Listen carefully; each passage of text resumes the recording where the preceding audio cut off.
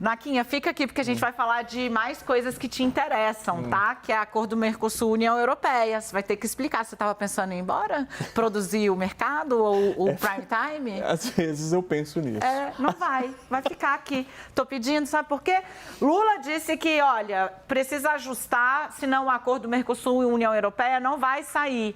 Ele entendeu que o governo brasileiro precisa proteger a indústria nacional. E ele diz, olha, da forma como está, as empresas europeias vão dragar a nossa produção aqui, vai ser desleal. Ele disse que só dessa forma, ajustando e protegendo a indústria nacional, é que o Brasil vai poder ampliar a possibilidade de participação externa no setor de compras do governo. Esse acordo, gente, está sendo costurado há mais de 2 décadas, né? Foi fechado em 2019. Mas tem resistência dos dois lados. Por quê, né? Os europeus também querem mais garantias de que, olha, a gente vai botar dinheiro aí, mas o Brasil vai ter que proteger o meio ambiente, né? Até porque o acordo foi em 19, era o governo Bolsonaro. E aí o chanceler brasileiro, né, diante das novas exigências, Mauro Vieira disse que vai haver uma reavaliação geral, né? Ele disse, olha, não dá nem para falar que o Brasil é que está sendo protecionista, porque os europeus dão aula nesse sentido e essas demandas podem acabar afetando a nossa indústria nacional. Que tal, Naquinha?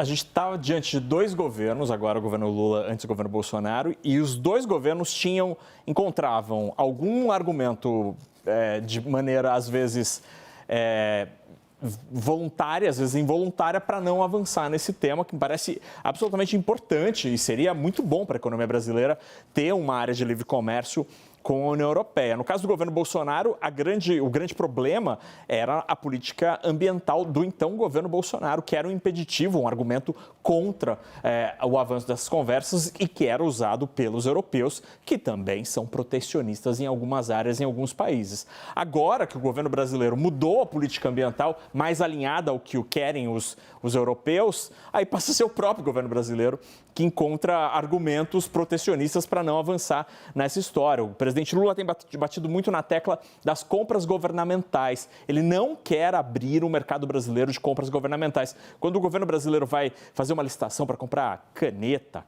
carro, qualquer coisa para o Estado brasileiro, são empresas brasileiras que disputam esta compra do Estado.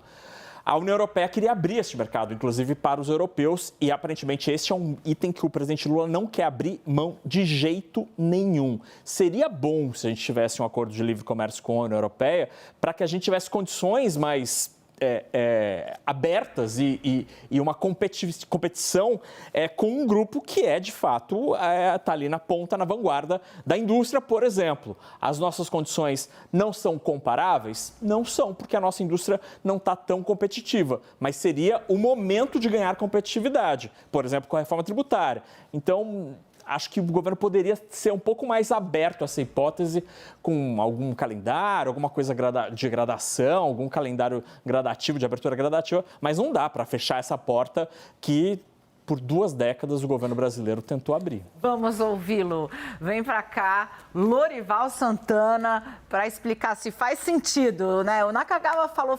explicou, mas no final ele disse, eu acho que era melhor tratar com mais carinho uma negociação que está aí há 20 anos, né, Lorival? Eu cobri a Cimeira, no Rio de Janeiro, que lançou essa negociação em 1999. Veja, no governo Bolsonaro, o empecilho era o desmatamento da Amazônia, né? O presidente Lula tende a procurar retirar esse empecilho e colocar outro, que é esse protecionismo da visão da esquerda brasileira, né? E então esse acordo não vai sair realmente, não há condições, a União Europeia não vai querer reabrir essa discussão para fechar o mercado brasileiro e do Mercosul de compras governamentais, dado o tamanho do governo, né, nesses países, justamente. E, por outro lado, também não vai abrir mão de ver se os produtos, as commodities, não estão relacionadas com o desmatamento. O setor brasileiro mais dinâmico é o agronegócio.